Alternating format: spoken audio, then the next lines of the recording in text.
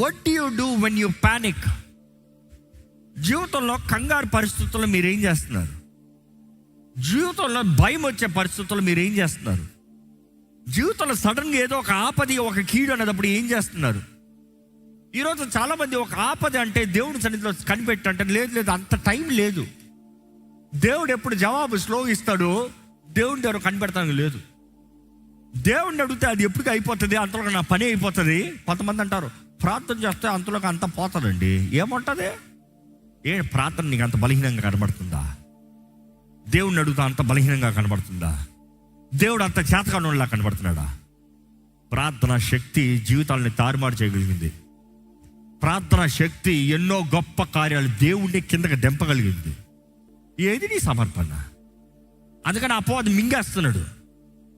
You give up, God will give you life. కాపాడుకుంటా అంటే పోగొట్టుకుంటామని యేసు ప్రభు చెప్పలేదు.